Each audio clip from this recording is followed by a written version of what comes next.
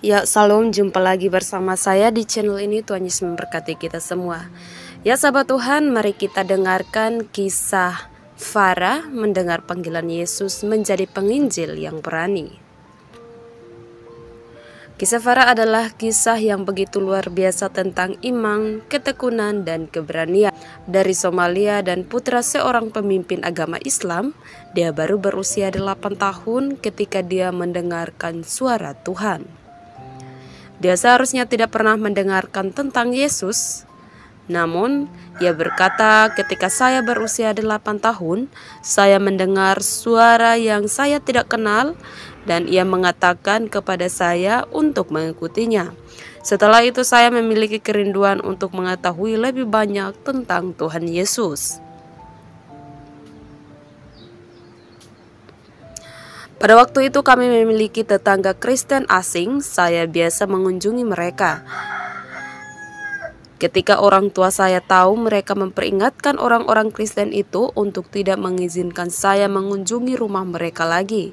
Tetapi saya mulai diam-diam memanjat pagar untuk bersama mereka. Sahabat Tuhan, Farah berasal dari komunitas Somalia di Tanduk Afrika. Kebanyakan orang Kristen Somalia sangat merahasiakan iman mereka. Islam adalah bagian penting dari identitas Somalia, dan bagi seorang Somalia yang memutuskan untuk meninggalkan Islam dan mengikuti Yesus dipandang sebagai pengkhianat besar dan yang dapat menyebabkan eksekusi oleh para ekstremis Islam. Ketika Farah pertama kali memutuskan untuk menjawab panggilan Yesus, dia mungkin tidak tahu tentang risiko yang dia ambil atau penganiayaan yang akan ada di depannya. Tetapi puji Tuhan, Farah dia berdiri teguh dalam imannya melalui semua itu, dan dukungan serta doa dari keluarga gereja globalnya telah membantunya untuk terus melanjutkannya. Ya sahabat Tuhan, kemudian dia diusir karena membagikan Injil Yesus.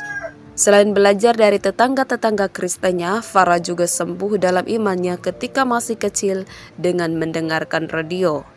Ia pun berkata, saya mendengarkan program radio Kristen di Somalia dan surat-surat mereka.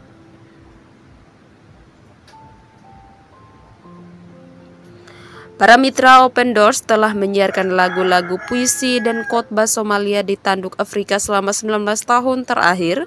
Ini merupakan sumber dorongan besar bagi orang-orang percaya yang teriologisasi atau mengikuti Yesus secara rahasia. Farah segera mulai membagikan imannya kepada orang lain. Ia pun berkata, pada usia sekitar 13 tahun, saya mulai berkhotbah kepada teman-temanku di sekolah. Ada 40 anak di kelas saya membawa 3 dari mereka kepada Kristus. Imannya yang berani mulai menghadapi pertentangan.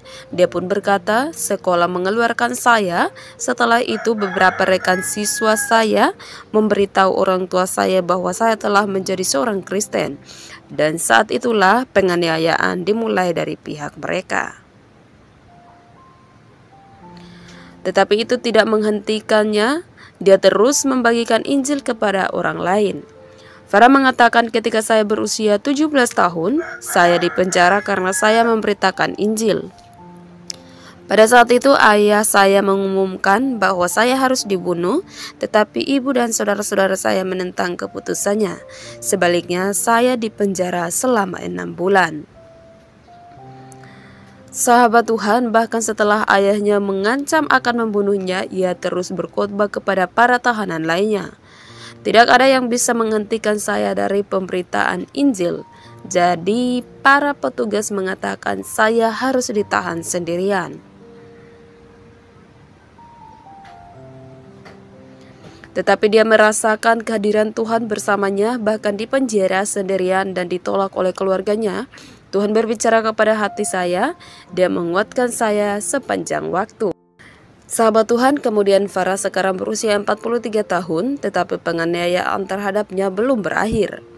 Dia baru-baru ini harus meninggalkan rumahnya untuk melarikan diri dari penjara lagi, dan ini adalah bagaimana dia pertama kali berhubungan dengan Open Doors. Dia berkata, saya pergi bersembunyi di daerah terpencil saat di sana saya sakit. Sementara saya merindukan semua orang yang memiliki saya. Saya bertemu Open Doors, mereka membantu saya dengan pengobatan, dan seiring berhubungan dengan saya, mereka menghibur saya melalui kesulitan saya dan memenangkan pikiran saya. Orang-orang yang tidak saya kenal memanggil dan menghina saya. Saya tidak dapat menemukan satu pekerjaan pun karena semua orang mengenal saya, seluruh suku saya mengabaikan saya.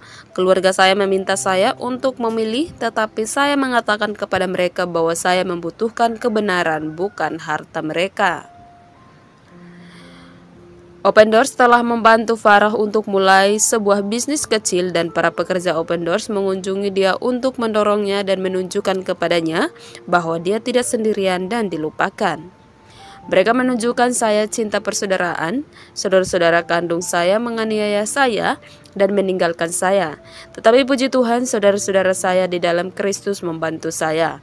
Dalam penderitaan saya menyadari ada saudara-saudara saya yang berdoa untuk saya, menunjukkan kepedulian kepada saya dan membantu saya. Ini meningkatkan iman saya.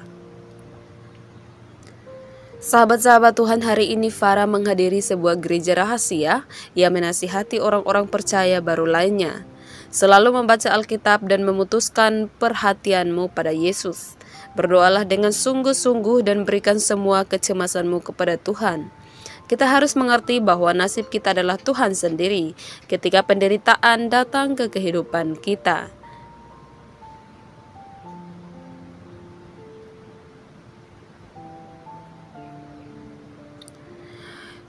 Ya sahabat Tuhan, mari kita doakan agar Farah terus bersemangat berbagi kasih Yesus dengan yang lain, agar misinya akan berhasil dan dia akan mendapatkan pengaruh dari rasa hormat di komunitasnya, dan juga hubungannya dengan keluarganya akan berkembang dan kerabatnya akan mengenal Yesus lebih jauh lagi. Dan kita juga jangan lupa berdoa agar gereja rahasianya mengetahui cinta dan perlindungan Tuhan. Demikianlah kesaksian ini. Sekian dan terima kasih. Salam, sampai jumpa.